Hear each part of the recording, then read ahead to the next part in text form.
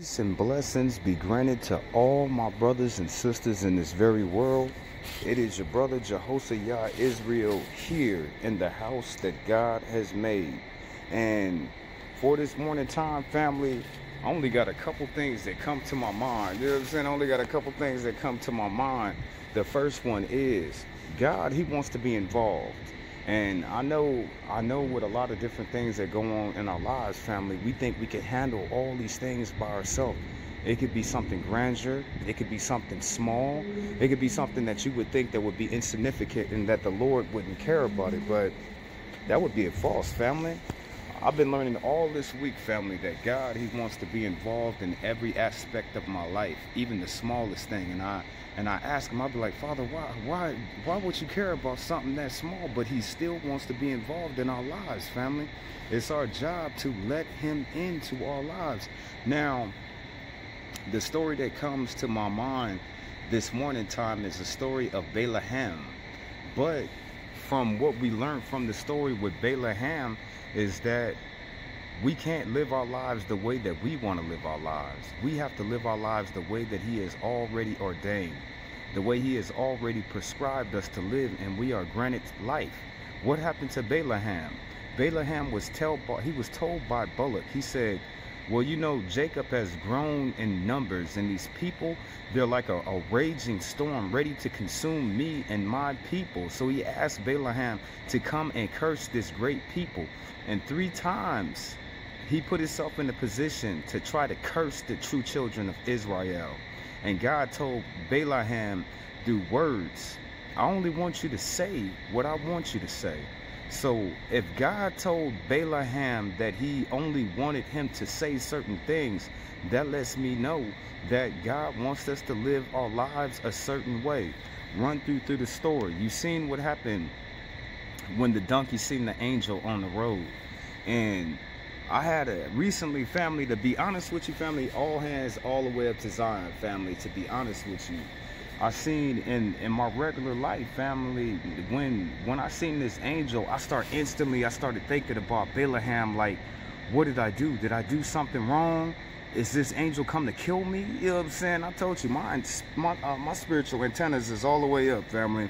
I'm not playing no games over here. And if you ever seen the presence of an angel, you would fear it. You know what I'm saying? Back in the day, people would fall all the way to their face. So what happened to Balaam? 3 times Balak tried to get Balaam to go and curse the children of Israel. But you cannot curse someone who is blessed. You cannot curse someone who is in God's favor on their lifetime. And Balak wanted Jacob to be cursed so he can overtake them because of the numbers. But it still goes back in the same. There's only a certain way that God wants us to live our lives, family. And bringing him in on every single thing of our lives is giving us a heads up on life.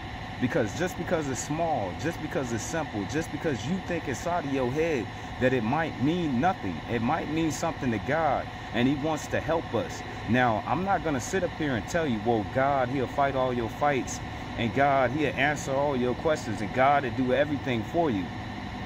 What would be the purpose of having free will if God was just going to hold our hand and just do everything for us in life? That don't even make any sense right there, family. So it's things that we have to do, but it's in the ways that, like, enacting a proper judgment. Your God wants you to have his judgment on all your judgments. And we would be a lie to sit here today and be like, well, I don't know what God would do and what God would say. That would be an absolute lie.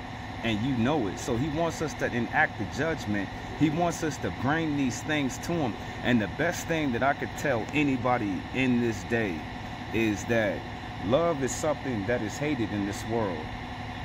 Love is something that is looked at, that's downplayed, that is looked with a disgusting grin on, family, because there's a lot of people that's not practicing love.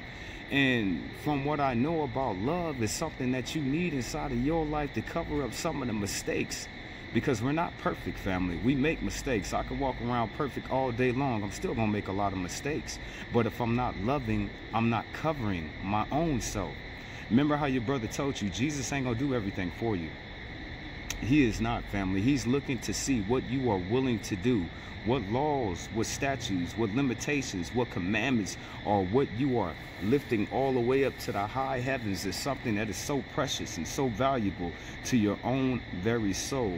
So the best thing I can say in this day, family, is to practice love, family. Love is something that you have to practice doing, or you won't have it. You won't understand it, and you won't be able to display it to other people because you don't know how. But if you take it upon yourself to put your love on people in the daytime, family, not only, family, are you creating something good of events that will take place in your life, far as the covering of the forgiveness and the mercy. See, people just think that, oh, I love God, so he's going to automatically forgive me. It doesn't work like that, family.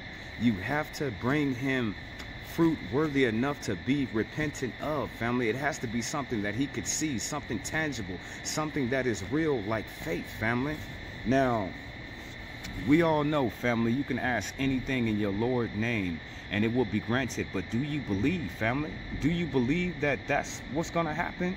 Because any of your doubt that you will have inside of your faith will kill whatever you're trying to pray for, family.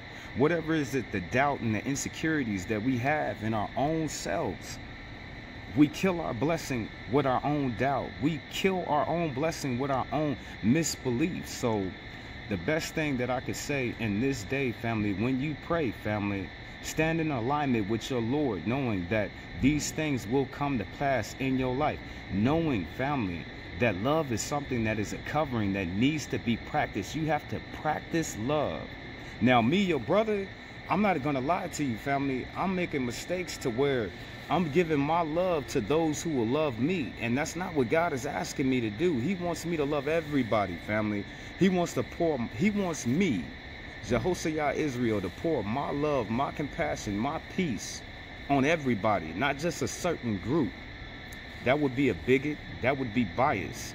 That would mean that I'm not an honorable man and I'm not willing to be charitable with my spirit, family.